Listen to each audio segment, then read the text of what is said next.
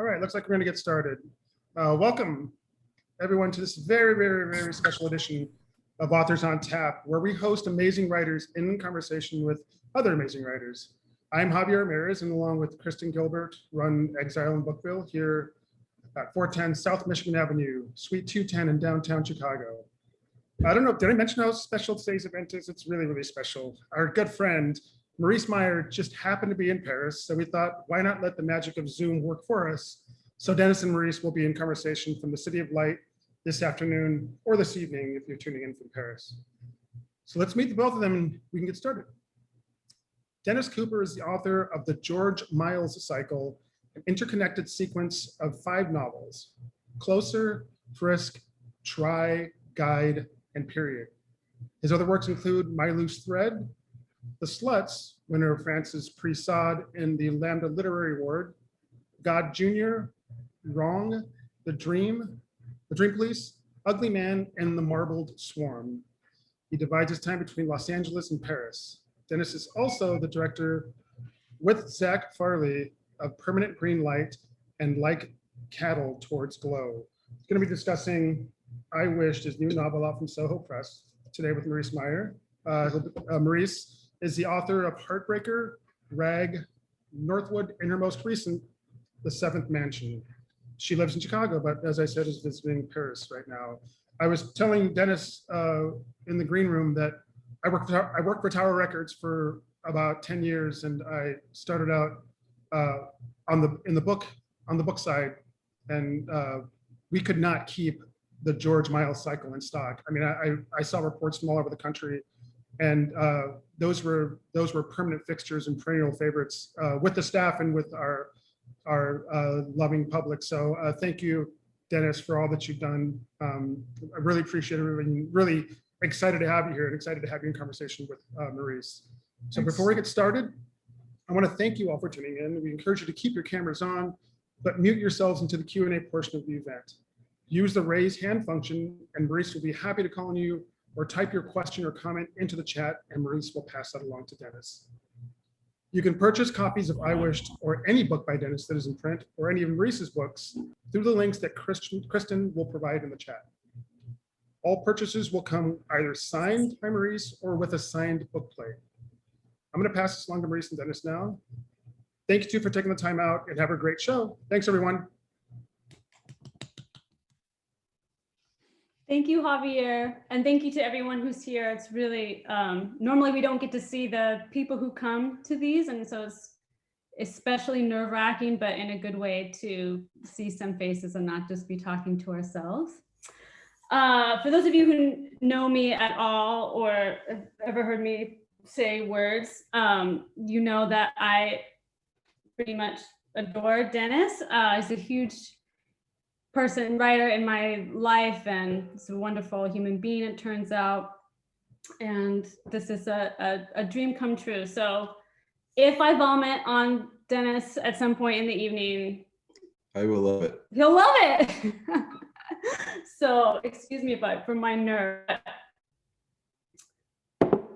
The first thing I want to say is buy this book, and if you are in the US, buy it from Exile in Bookville. Javier is a legend in the book industry, and his bookstore is amazing, and he's done so many events for so many writers over the past 20 years plus.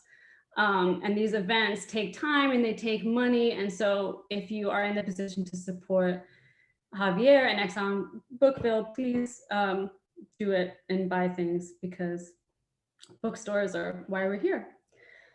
And now for the main event. If everyone can get themselves some paper and a pen or a pencil, and when you have done that, if you could give a little thumbs up in the window.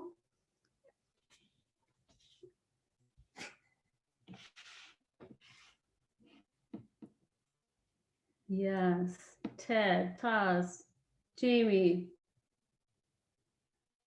Peter Steves.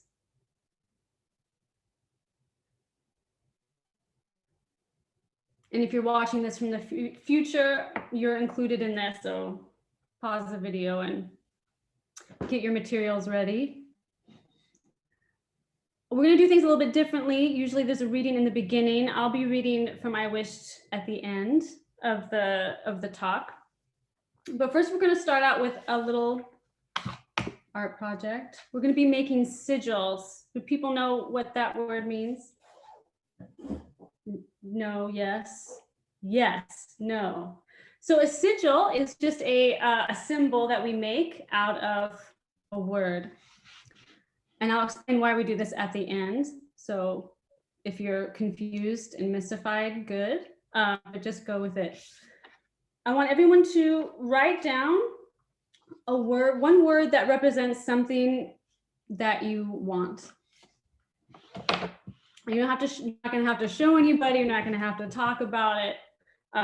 So make it real. So write down your word, take a minute to think about it, write down your word. Oh, wow, look at these people. Do I have to do it? You have to do it.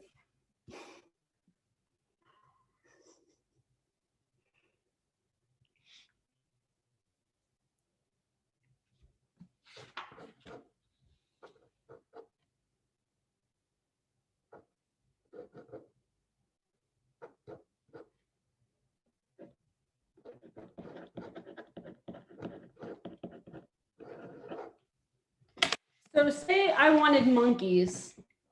I'd write down the word monkey, and then I would cross out every letter that is a vowel, A-E-I-O-U. So I'm going to cross out my O and my E. And then from the consonants, I'm going to make a sign using any element of those letters. You don't have to use all of the letters. You can do whatever you want. And I'll show you a quick example.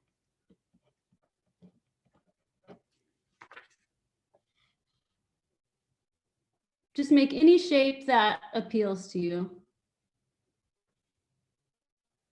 Does it make sense?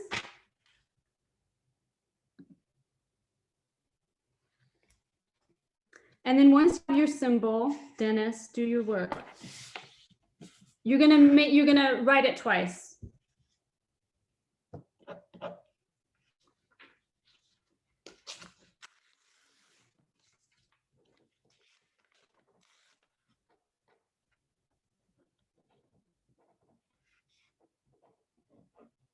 Don't look at anybody else's work, Dennis.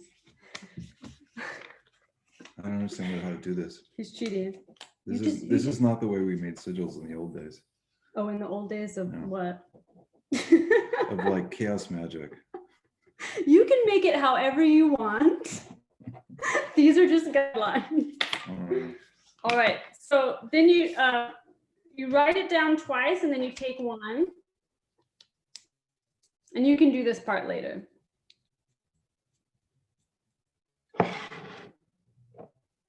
But one of them you burn. And then the other one you keep with you until you have what you want.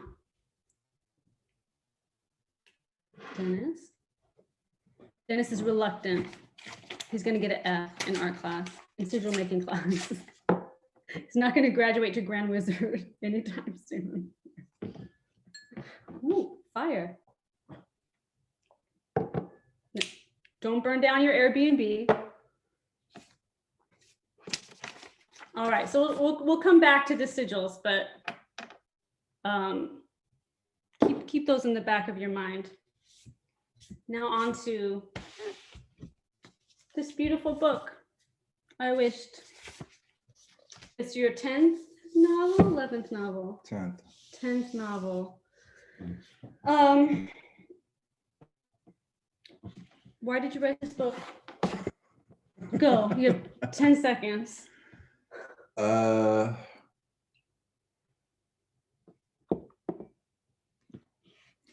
Because I had never written a book that was really personal and used my own emotions and my autobiography ever, a novel. And I wanted to do that just to see if I could do it. And I always wanted to write a book about George Miles, like the real Miles, as opposed to the character George Miles. And that's kind of it.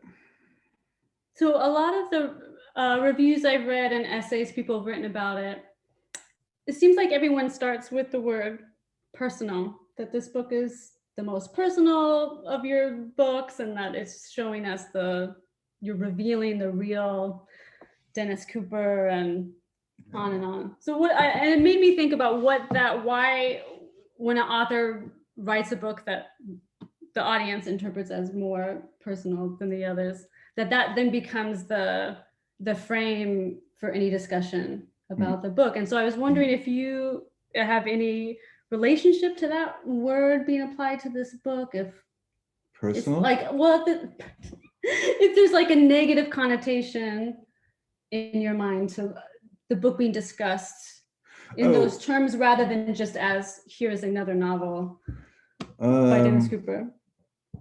Well, I resist the idea that just because I'm doing something that's extremely emotionally difficult for me, that's like the real me, since this is the rare me, actually. I mean, it's not like I'm like this all the time. I'm like that book all the time. I just force myself to deal with something I don't want to think about. So the idea that like, I don't like the idea that like the deep, the deeper, the more trauma, like the more real you are or something. I think that's complete crap. And so I don't like that.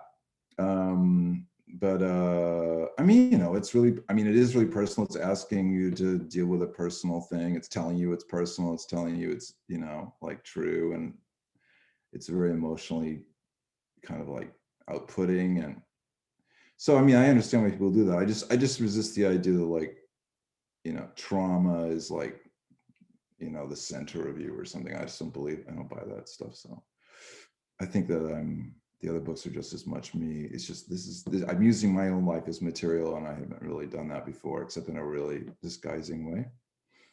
So I guess that's that answers your question. Yeah, I guess I just think this book is just as formally interesting and inventive as anything else that you've done, but then that aspect, the technical aspects, get sort of sidelined when we're talking about feelings, I guess. Yeah, no, that's what the thing is, like, people concentrate on that, but that's not really true. People, the things that have been around the book have been noticing the aesthetics and the art and stuff actually pretty much. But yeah, I did it on purpose. It's just like, when I used to write about, really violent things that would eat up the art of the book, and people would only talk about the content, right? Mm-hmm. And it's the same with this, maybe even more so. It's like, if you're going to tell the reader that like, this is some really deep thing, and I'm in pain, and, like, as if like, I want you to sympathize with me or something. That's going to eat everything else, right? Just like if you're having a conversation with someone, if you're talking about, like the new whatever TV series or whatever, the new record you just bought or whatever, if they suddenly say, I got raped or whatever, when I was a kid, it's like, that's just, that like take care, that sort of eats everything else up. So I was interested in the idea of doing something that would be like really confrontational in that way, and then doing a lot of artful, like carefully constructed things at the same time. It was trying to find a balance there where I could, where you would be kind of forced to deal with the structure and the style of the book, because it's so unconventionally structured, but at the same time you were getting this really real stuff coming at you all the time. It's very deep stuff coming at you. I thought that was an interesting challenge to try to do that, to combine those two and see if I could pull it off. So what was the reasoning behind all of these figures? For those of you who haven't read the book, those of you I know who are here have already read it, but for those who haven't read it yet, the book is divided up into several parts, and each one kind of is centered around an external figure. So James Turrell, the artist, John Wayne Gacy, the serial killer, and his last victim, Carson McCullers' novel, The Heart is a Lonely Hunter, and Dennis's interpretation or memory of what the film of that book was about. The Monroe twin? No, what are the twins' names? From the show. I wrote it down. Yeah. Yeah, I remember. Keith and Kevin. Ken Schultz, yeah. Keith and Kevin The Schultz Schultz twins, from yeah. a show called The Monroes. Yeah. And then there's a really interesting cameo by Santa Claus. And so each section is about your relationship with George, but also through these different sort of portraits or lenses or ideas about these other figures who may or may not be actually important to you. But what was the reasoning behind that as a formal conceit? Was it a way to like bounce off these feelings or absorb or enhance some of the emotional content of the book? I mean, this book was really, I mean, as carefully kind of built as it is, and it is pretty carefully built, it's the most sort of intuitive one that I made. I didn't, because I wrote this whole, as I say in the book, I wrote a whole novel that I threw away about my relationship with George, because it just like tracked knowing him from the night I met him until I found out he killed himself. And it just didn't work. It was just dead. It was awful and didn't have any, it just had nothing. It was just like, who cares? And then so it didn't work, but I wanted to do the book. So I just started like sort of riffing and things. I just thought I'm going to go into this in a really different way. And I'm just going to like stay with him. But I'm going to like I'm going to try to go away from him. It's like kind of trying to go away from him and I keep being pulled back or something, you know? So I mean, the one thing led to another, you know, it's just, I don't know. I mean, the Heart is a Lonely Hunter thing, basically it was like this guy, the guy in my version of the Heart is a Lonely Hunter, which is not the real Heart is a Lonely Hunter, kind of like if he had been Santa Claus, maybe he would be okay. So I thought, oh, I should be Santa Claus. So then I became Santa Claus. And then I thought, well, Santa Claus could build a world for the denizens. It's George, it could be a fairy tale. And it's just like that. It just kind of went like that. Mm-hmm. You know, I was just kind of, and then I just wasn't thinking of how they fit together so much. And I was just building all these sections that were kind of really different from one another. And then like I wrote the novel and then I put it aside for like 4 years because I started working on films and making these novels out of GIFs, animated GIFs. So I didn't even look at it for like 4 years. And when I came back to it, I was like, oh, okay, I was had enough distance on it because it was very wrenching to write that book, to write that stuff. And I had enough distance on it that I thought, oh, I can puzzle this together. And I had a really clear idea of how I could make a puzzle, make it work, and the order of it and stuff. So. Were there any pieces that ended up getting left out? Any sections, or were they all there? No, I mean, I ended up sort of towards the end deciding there's this one section where I'm about how I met George, the night I met George, and that was the beginning of the novel that I threw away. And I thought, I pretty late on, I thought this has to be here. The people have to know, because that's the only time you really see George as a real person. Mm-hmm. It's like you really get a sense of who he is. And I thought I should put that in there. So I had to take this terrible writing of that first version and like really try to make it okay. But no, I don't think, I mean, some of the sections were a little longer. I mean, I always edit way back. So, I mean, there was more in the fairy tale and there was more in the part where I talk about the wish, but my discovery that I was wishing for death or wishing for love. And I just edited those down, but no, it's pretty much, otherwise it's pretty much everything I wrote is in there. Yeah. So there are a lot of interesting echoes within the sections, repeated phrases, repeated images, and then the book as a whole has, you know, it's like a mirrors, like a hall of mirrors, and there's something very different in each one, but then they kind of refer back to each other in really interesting ways. And I was wondering how the revision process, did you notice those later? Did you put those in intentionally? Mostly intentionally, but sometimes there were echoes. I just do that naturally. My work always has this thing I call internal rhyming. Mm-hmm. That's how they work, is that there are things that resemble things, and that keeps, because I don't like conventional narratives. So if you create these resemblances, that sort of holds it together. I always do that. And in this book, I mean, there were certain, I mean, obviously I was hit on the head with an axe, and I talk about that. And then there's that was like a crater in my head, and then there's John Searle's crater, and then there's the talks, and then there's George's blows his head off and is a crater in his head and that talks. I mean, those things were very carefully put in there. And there's some also echoing in the part called, whatever it's called, torn from something. Where there's this kind of where I turn to, that's the part where I take George and I make him totally fictional and I gradually make him into the real person. Is this kind of evolution of him from fiction to nonfiction.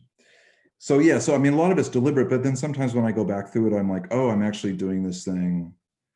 There's actually, oh, I can see that this thing's happening. And then I have to work to make it more precise, you know, to make them. But sometimes I accidentally see things just because I return to things over and over and over. And I'm like, oh yeah, this is something that could structure. Because this book is so completely not a narrative book.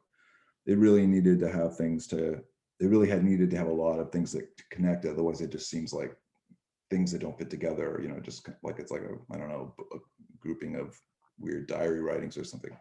So I had to do something to make it so that it had this trajectory and it had this momentum and things. And so I would use things within the stories within the prose or within stories to create a kind of a forward motion, you know, kind of a forward motion that would keep you going and you wouldn't feel like, what does this have to do with anything? Eventually, if you're reading closely, you would go like, oh, I understand why Santa Claus is here, or oh, I understand why they're at this crater, or why a gopher? No, it's not a gopher. It's a prairie dog. Prairie dog, yeah. It's a really cute prairie dog. It's not into what's going on at the crater. Yeah, my editor wanted more prairie dog. Yeah, but it should come with a little stuffed animal. I refused. He was probably right, but I refused. There's also a lot of, for me, echoes of your other books and in their attempt to deconstruct traditional narrative structures and to invent their own language, like each book having its own internal logic and its own kind of a series of systems. And I was thinking of the Marble Swarm, which was the last one with more prairie dog. Yes, Mark. I was thinking of the Marbled Swarm and that just how brilliantly the book makes its own kind of Baroque language, and this attempt to both obscure but then to reveal beneath this, you know, all this pile-on of smoke screens and all of that. And in this book, because it is more personal and people who have read your other work and who know about George and some of the other stories in the book from your biography, I kept thinking about how writing is always, you know, you're always trying to say something, but then not just say it, right? Like maybe that's why the first version of this book didn't work, because you were just saying it too plainly. Yeah. You know what I mean? And so there's this thing about about dolphins, about someone trying to speak, and you know, it's like a sea creature trying to talk, and people not understanding each other, and the central question of the book of knowing whether someone loves you or if you really love them, and if this person really exists in the way that you imagine them. And I was rereading The Heart is a Lonely Hunter, as a favorite book of mine growing up, and in it the main character, John Singer, he's a deaf mute, and he's totally in love with his best friend, who's also a deaf mute, who ends up dying partway through the book. And all these other characters are connected to him because he listens but he can't speak. And there's one passage in the book that really struck me, that made me think about this whole thing about language and about communication, and how hard it is to use the language that we have to say the things that we mean. So I just wanted to read it. Some really early on in the book, when John Singer's thinking about trying to learn how to speak at the deaf school he went to. At the school, he was thought very intelligent. He learned the lessons before the rest of the pupils, but he could never become used to speaking with his lips. It was not natural to him, and his tongue felt like a whale in his mouth. From the blank expression on people's faces to whom he talked in this way, he felt that his voice must be like the sound of some animal, or that there was something disgusting in his speech. It was painful for him to try to talk with his mouth, but his hands were always ready to shape the words he wished to say. When he was 22, he had come forth to this town from Chicago, and he meant Antonopolis immediately. And since that time, he had never spoken with his mouth again, because with his friend, there was no need for this. And in the book, he never does speak, and he doesn't speak with his hands to any of the people who come to listen, to talk to him, to have him listen to them. And I was wondering, when you think about people reading this book, is it like making a sign to someone that you think you already assume that they're not going to understand, or is the wish that you fear that they won't, but you hope that they will? Does that make sense? Yeah. I don't think it's either of those. Okay.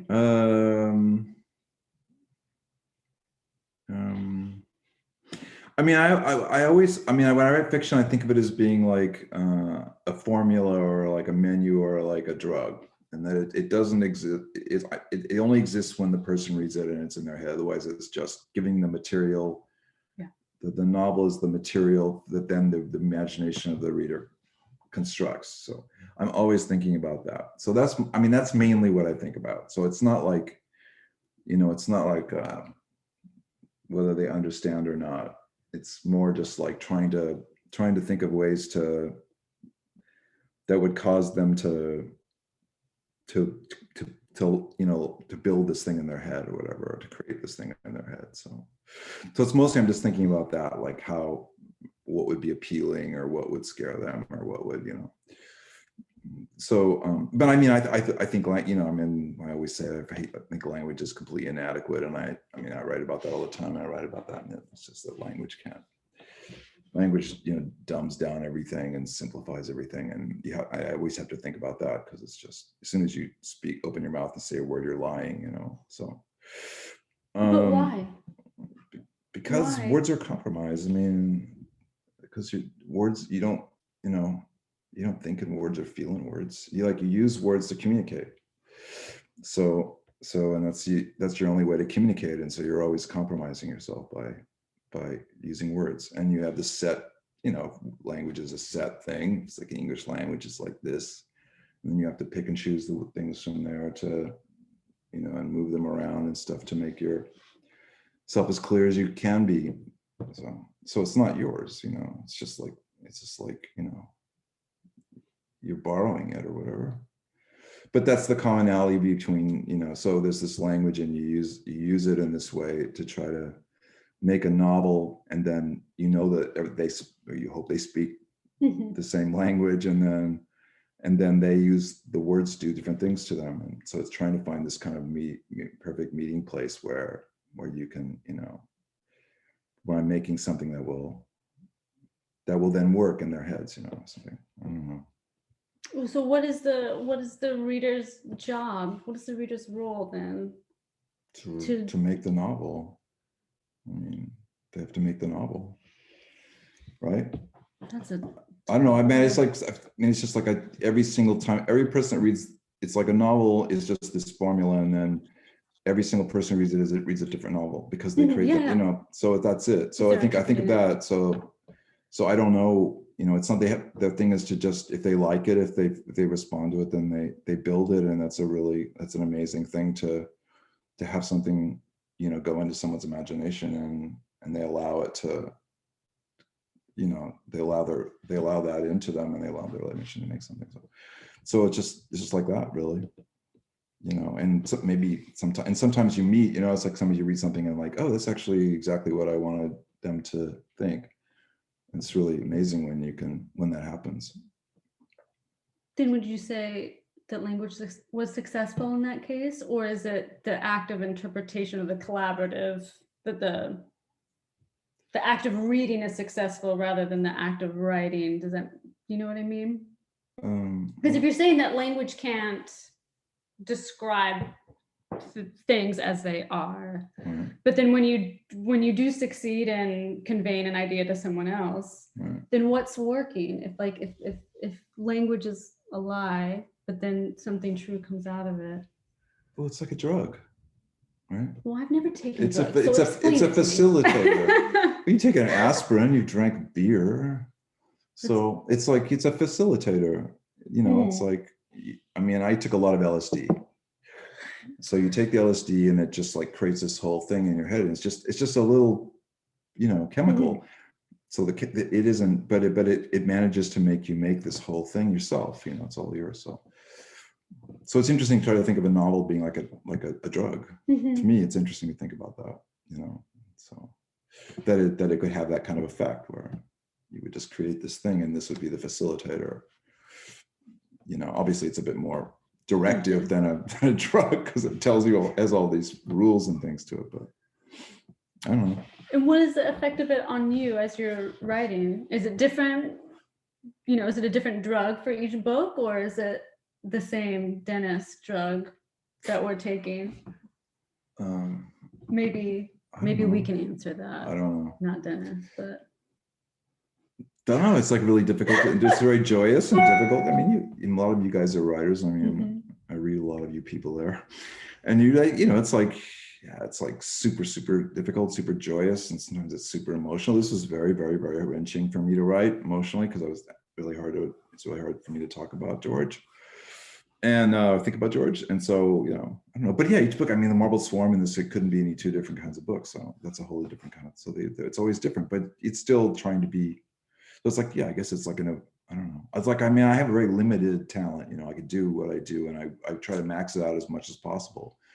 So because I didn't study writing or anything, so I only can do what I can do, and I constructed all this stuff just for my own. And so I'm just trying to enlarge it, or, you know what I mean? I'm trying to enlarge it, or trying to see if it can do this or if it can do that. But I'm very aware of, like, you know, this is what I can do and I know what I can't do. So it's just like fine tuning it and trying to stretch it so it can do. It's like, can it do this? It's like this. I write a book, I'm like, can I really pull this off? Can I write a novel that's like super, super personal and really is like about Georgia and really means every word it says, but is also like formally interesting enough to be worth reading? So that's interesting that the book means every word that it says. You mean just on a level of like pure truth, or I mean, do all your books mean what they say, hopefully? Yeah, I guess so, but this is different because this is really me. I mean, it's really right. I mean, it's really about me. So. And you said in the creative part that James Turrell either loved or disrespected the creator so much that he makes his art out of it. And so I was thinking, you know, I always say this, that I have this rule that I don't write about people that I know, and I don't even write down anything that happens. Like if I overhear something on the bus or something, I won't write it. Did I think it's funny or interesting? I never use it, even though nobody would know who said it. And only recently have I started to work on projects that violate this weird code that I set for myself when I was really young. And so when I read that line, I thought about that. That's the tension that I always feel, is that it's both, if I'm going to write about someone that I know, or my relationship with somebody that it's because I really respect them, but then I always worry that it's disrespectful because what I'm writing or what I'm showing is I'm in control of it and not my subject. Right. That I worry about them becoming an object or. Right. So I wondered if that line, do you feel any worry about how you've portrayed George either in the fiction or in this book, that it's such a big responsibility, or yeah, I think I say that all the time in the novel. So I mean, in different ways. Yeah, I mean, of course that's totally, I mean totally. I mean everything in that book is like me, you know. George Turrell is me, the creator is George. Right. Everything is me and George, right? So yeah, I mean, it's constantly like, you know, I mean, it's, you know, is this the right thing to do? Is this fair to him? And because I don't, you know, he's not even alive to defend himself. And is it right to do this? And just because I mean it as a monument to him, does that mean that, you know, is he in it at all? You know, yeah, I mean, I think about that stuff constantly. And I tried to write about that in the book too, in my own weird ways. So.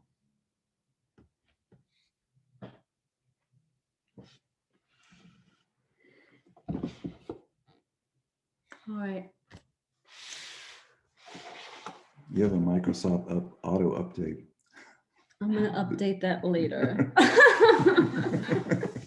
So when we made the sigils, I was thinking about how the words spell and spelling are related, and how language is like what is a spell? What is magic?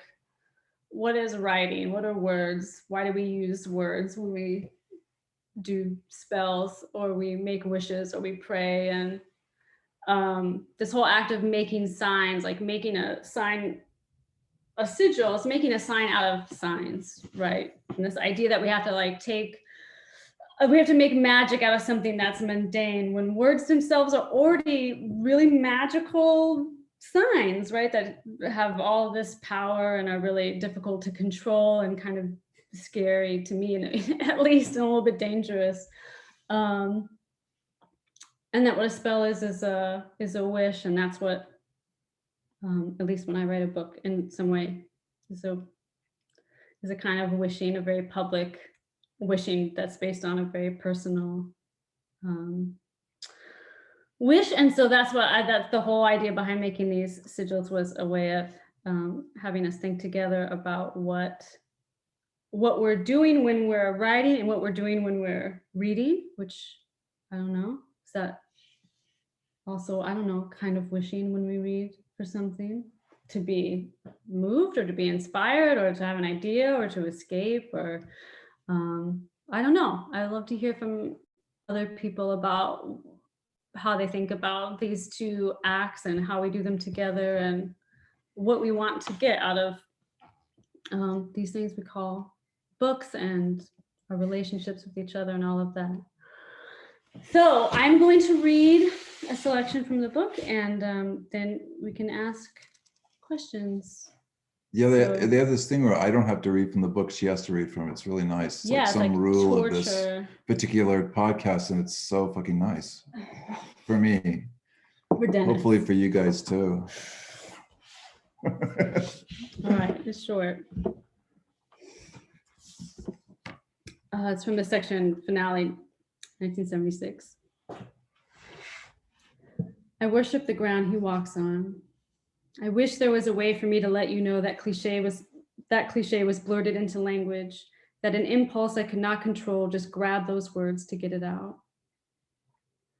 I wish I could type something that would immediately detail my love's massive extent and indicate what love's crippling effect on language has reduced or enlarged me to. It definitely feels like I'm enlarged, but my thing for language hasn't come along yet. I'm too in love with him to talk coherently about it. I love him so much that I'm nothing but that. Everything else I feel and do is like a habit or a doomed revolution. I would literally declare everywhere he steps to be a sacred site by means and powers I don't know or have, if there wasn't so much trodden ground already, and if I owned the footsteps' rights and weren't so busily in love with all the rest of him. If he stood somewhere long enough to leave an imprint of his shoes, and if I saw the dents, I would want to hire an architect to do something visionary with them until I thought about a greater and even less constructive way to honor him.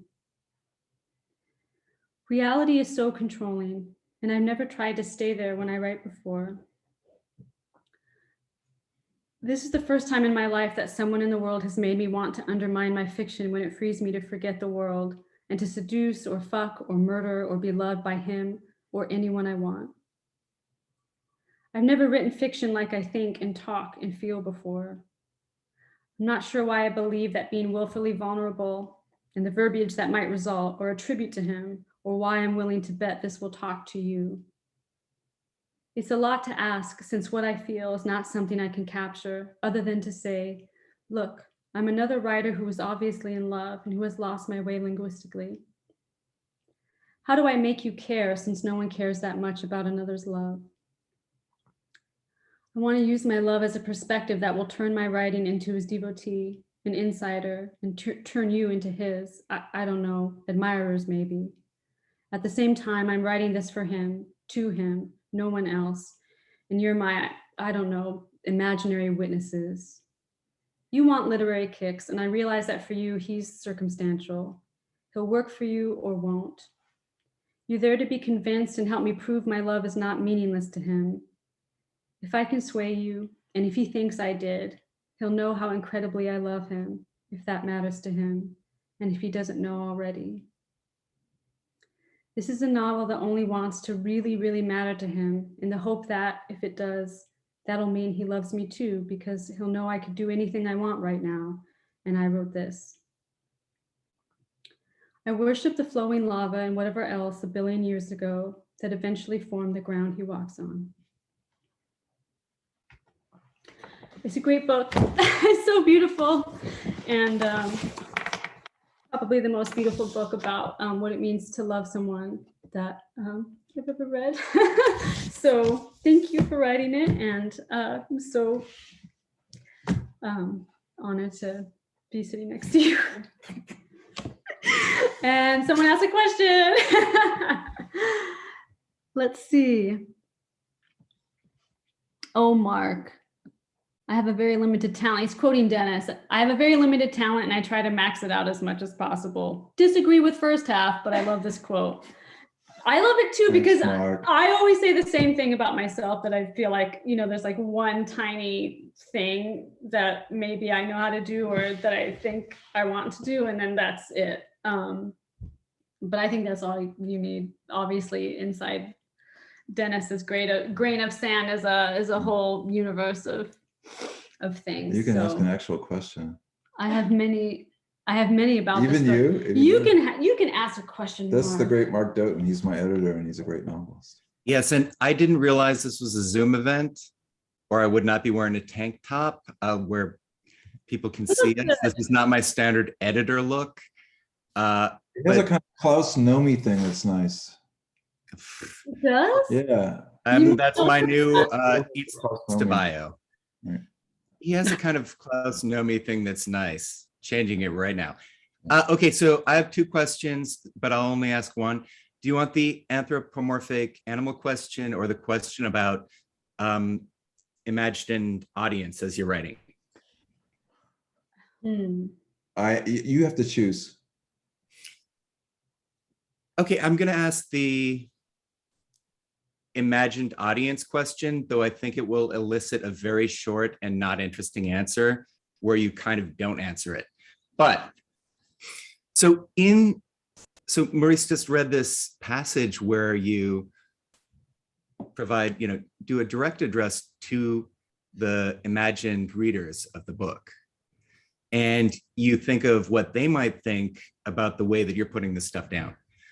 And I'm curious, and in that you say, I've never tried to write how I think and feel and speak before now. I'm curious within that text, to what extent is that like just another character, if you know what I mean? Is that another pose, or is that how you really feel? And do you, when you're writing, tell us, Dennis, how even in the second person, like imagine, or I mean, in direct address, do you actually imagine an audience, or is that just in effect that's created after the book is published? The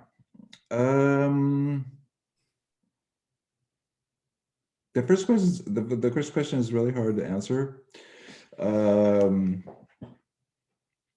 Because like I really am trying to be like completely sincere in that book, but I mean it's very constructed, so do you know what I mean? It's not, and that section is, there's like two sections that are very sort of ranty and feel like they were scribbled while bawling my eyes out or something, and I wanted them to have that particular effect within the book. So I mean, it's like I mean it, but it's not like, again, like I was saying, it's not like that section or something is like the truth and the rest are like fiction. You know what I mean? So it's hard to answer because it's like both, but I mean, I mean, when I wrote that section, I felt like I was just blathering, I mean, I didn't, but I felt like I was kind of doing that. So I don't know. it's hard to say. It's too complicated or something. It's not really. Nothing's ever really simple for me. So, but I mean, I mean, certainly that book is the closest to like me, the way I actually talk and stuff than of any of my books. That's for sure. So, and it is me being more vulnerable than I have been before. So, and the second one, I don't think about the audience when I'm writing it. I think about like reception. I just think about like, how does language work, and what happens when people read it, and how do they build things, and what does narrative do, and what are things that when things become disjunctive, what effect does that have? I just think about like that. So I don't think of the audience. I think of a reader, or I think of a reception for the prose in it. So that, I mean, in a way, and as I say in the book, I honestly and sincerely hoped this book would find people who knew George who would contact me. So I was thinking like, oh, if only this would find his brother somewhere and I could talk to him. So that's as close as it is. Anything yet? No. No. Not yet. Thanks, Dennis. Thank you, Mark. And Justin Taylor, you're at your mom's house, and I haven't seen you in so long, and I miss you, and I hope you're okay. Hey, Justin. Congrats, Dennis. I just wanted to say I absolutely loved the book. I read it as soon as Mark sent it, and it was just amazing, and it sent me back to all the other books. It was such a treat to reread. Oh, thanks, the whole Justin. cycle and watch it like reboot it and eat itself and do everything. I don't want to take up all the Q&A, but I'll send you an email or something. Please. I will. Be in touch. Thanks, Justin. Thanks. Oh, Okay, we have wow, huge question. a really important question from Peter Steves, my brother-in-law, who's a philosopher. So please excuse the length of this question. I'll read it out loud. Thank you both so much. Maurice, you began with sigils and with writing and words turned into something other than a semiotic sign, but instead into art that becomes a wish. Maybe that's what all writing is, already a wish. There's an interesting moment in early 20th century philosophy where both those in France, German, and the US, UK came to a similar conclusion separately, that relations and relationships are real, that you cannot describe the world by just listing all the subjects and objects in it, but that logic and the structure of consciousness both show us that relationships themselves are real. They have been. They are part of the ontology of the universe, just as real as the people and things that are being related. Perhaps, if this is true, we don't need to be mystical to believe that love is real and that this love might even exist when one of the partners no longer exists. Relationships aren't physical, but maybe the most real things aren't. In this book, Dennis, isn't it the case that the things you are creating in your readers' heads are more relations, not just between you and George, but now ones that include the reader?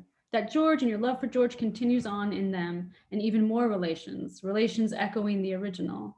And yes, language always fails because it has more absence than presence, but don't you think that as a wish to have more presence than absence, that careful and beautiful writing such as yours and Maurice's is one of the best things we can do as a species to try to mark relations as real, to try to mark the fact that our wishes might be for an impossible Santa to shower us with love, might irrationally be to be able to defeat death itself, but in the end, we already have accomplished all of this on some deep level in the very act of being, relating, and writing. That was what I meant to say during this.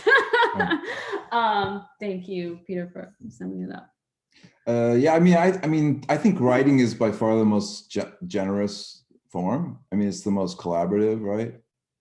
Because if you watch a movie, you've already got the visual. If you listen to music, it's all made. It's like you're responding to something that's already made. Whereas, like I was saying, it's like writing is just you have complete power when you're reading something. I mean, you make a decision to continue or not continue, and you make a decision what everybody looks like. And so I love that about it. So it's like the perfect form to communicate what he's saying. It's the perfect and maybe only form that you can actually have a conversation, a full like power sharing conversation with someone about something important. So it's not like a conversation. So. I was watching an interview with the dancer, Sylvie Guillaume, and she was saying that she would get to horrible stage fright before she performed every time. Didn't matter, she was the world's biggest ballerina for 30 years, and it was amazing. But she, every time she like wanted to kill herself before she went on stage. And the interviewer asked her why that was, and she said, because I have to show the audience that I care about them.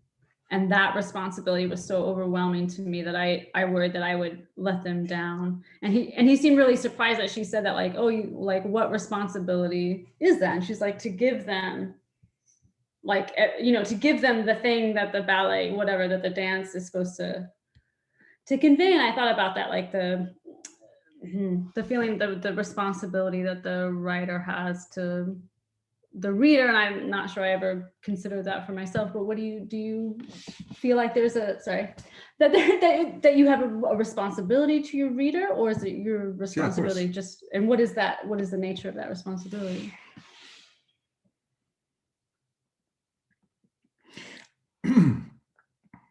I don't know. It depends, right? I mean, I'm an anarchist, right? So I think about power relations all the time. I always think about it and everything. So I'm always thinking about that. I'm always thinking about fairness, like fairness.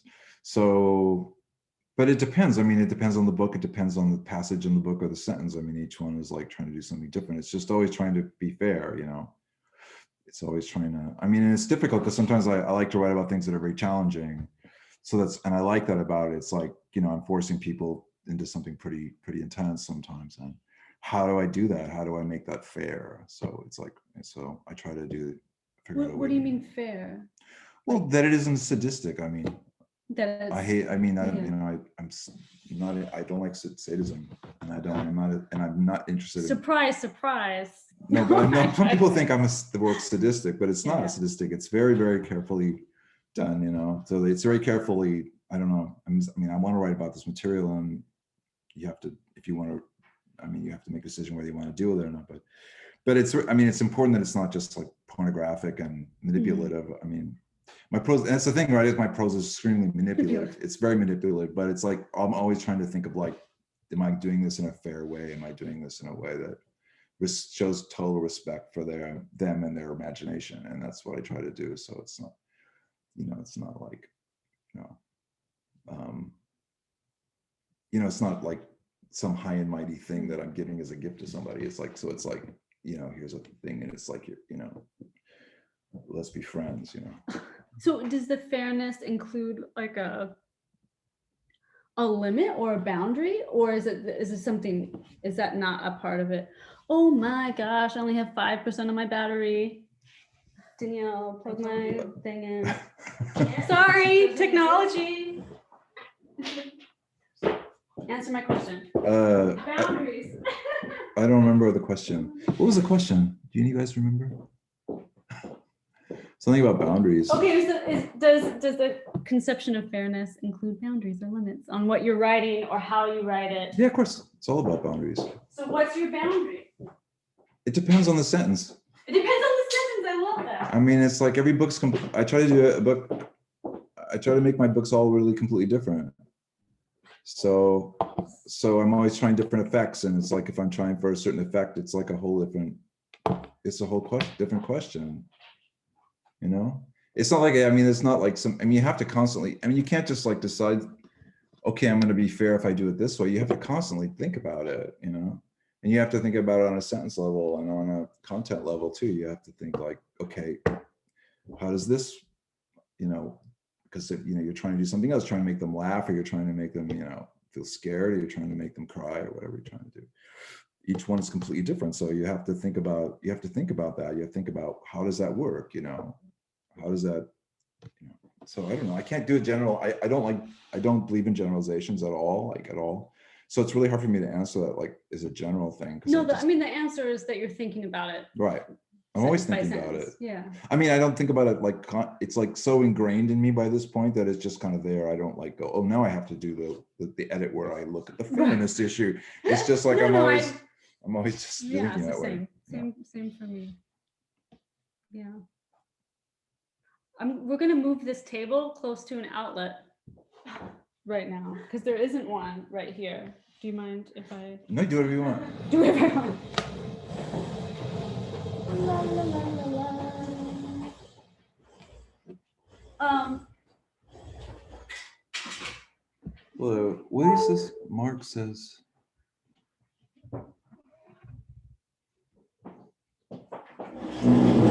Oh, happy to help, Mark. So So we're orange. I mentioned that Santa Claus appears in this book. Yeah. And it turns out that Santa Claus is actually here today. Oh! You hear Santa Merry Claus? Christmas! Do we have a Dennis Cooper here tonight? We do. Oh, What do you have for dinner, Is he a good Santa? boy? He's a wonderful boy. Meat! We have Satan Gourmet Grill, some vegan meat. Thank you, Santa. Eraser? No, that's not an eraser. Oh, That's a sharpener. It's a deer sharpener, and you put the pencil in the deer's Cigarettes? and Oh, that's great. cigarettes. That's the best. That's the best one. That's the best one. Thank you, Santa. Congratulations. Thank you, Santa. Thank you. Yeah. Well, that was weird. Okay.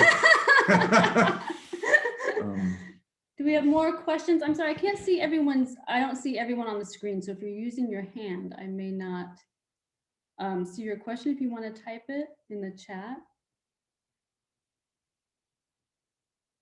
No. Yes. Ted. I do know you. Dennis, you know me, so perhaps you might know that I'm going to ask a question relating to new narrative and I wished.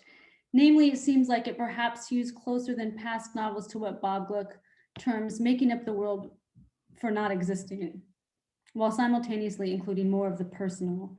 Do you think that makes sense, or does the connection feel more palpable to you, or is that just me reading into it? No, I think you're absolutely right. When I was writing it, I thought, because Bruce Boone is always like, your work is too cold. Your work is too cold. It has no feeling. And I was thinking like, okay, let's see fucking Bruce Boone now. And no, I did think about that. I thought, oh, I'm actually writing a new narrative novel, but because I never, it's always funny to be included in a new narrative since I really just am not, and I don't write that way. But this is like, yeah. So I'm actually kind of curious to see what Bob and Dodie and all those people think. But yeah, no. I mean, I did think that. I thought this is so strange. I'm actually writing a new narrative novel. So. No, you're absolutely right, Ted, as always.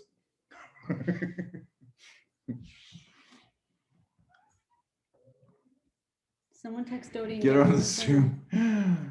Yeah. Let's get a review. She's probably teaching. She's probably teaching. There's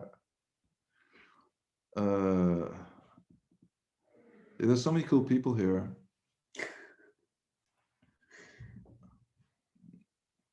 Any more questions? I've never met Yek Yemp, and I like your work, so it's nice to see you. I don't know how to pronounce your name. I hope that's right. Is that right? Who? Jack Gems. Yeah, Jack Jemp. I like your work. It's so nice you're here. It's really nice. Jack's the best. And well, he was here. Justin Taylor's here, and oh, it's okay. It's okay. I could see your face, even though it's frozen. I could still see it. Anyway. All right. You guys have anything else you want to ask me? I'm totally nice and everything, so I can answer whatever you want. What? Excuse us? What was the first thing you were writing that included anthropomorphic animal? Mark, you're obsessed with this animal thing.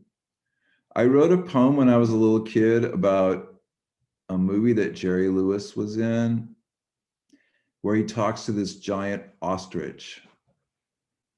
And the poem was called Sorry I Bent Your Feathers So Long, which is from the movie. But I did write a poem about Jerry Lewis talking to a giant ostrich, probably when I was like 8 or 9.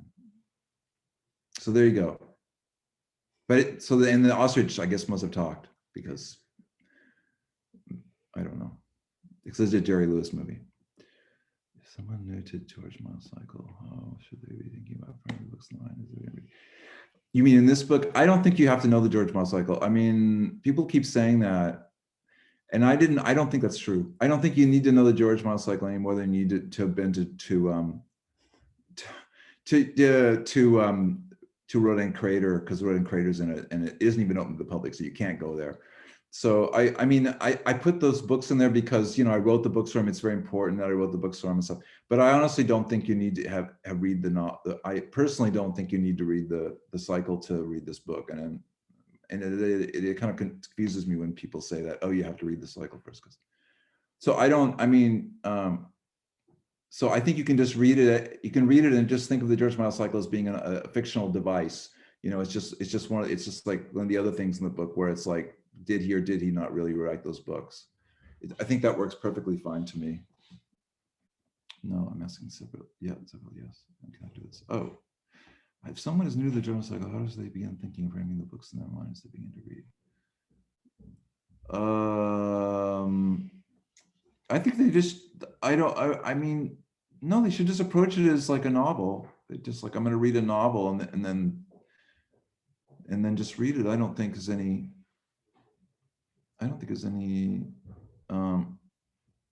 I mean, some people think they're disturbing or something. So I guess you could tell people that the second one is really disturbing. And but no, I think you should just say, oh, what is this?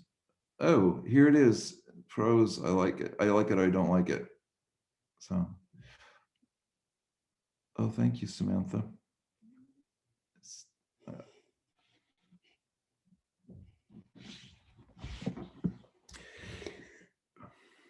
Anything else? You guys good? Hey, Dennis, did working on gift work in fictions novel? That's a good question. I don't think so. Because I wrote it before I did the gift fiction. I mean, I edited it afterwards. The gift fiction is like, I think the gift fiction came out a lot out of the Marbled Swarm, because I really, that's my favorite of my books. And I really wanted to keep working in that. But I don't ever want to write a novel the same way twice. So, and when I started making animated gift fiction, it really reminded me of the Marbled Swarm. And so I think that it was like a way for me to continue to do what I was doing in the Marbled Swarm, but not using language. So I think they're really connected to coming out of the Marbled Swarm. But no, I don't think so, because I mean, even though I did a lot of editing after, I really wrote almost all of it before I even started making gift fiction. So probably not. Probably not.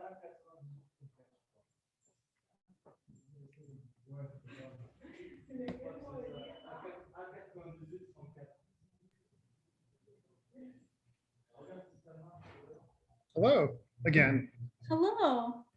That was fantastic. Thanks. It was okay. Thank you. Thank you, all you people. It's so nice of you to be Yeah, there. thanks everyone for showing up. It was a lot of fun. It was super cool. Yes, so purchase copies of I Wished or Seventh Mansion from Maurice Meyer. Sorry about that. Go to the link in our website, or we just heard from Benjamin at After 8 Books in Paris. If you're in Paris, contact Benjamin at books@8books.com. I'll be happy to fill your order. But here in the States, please get in touch with us.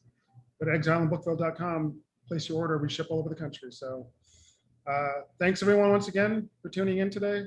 And thank you, Maurice. Thank you, Dennis, so much for such great conversation. Thank you very, very much. And thank you yes. all. Really Thank you. appreciate your time. Bye, everyone. Bye. See you later. I have cigarettes.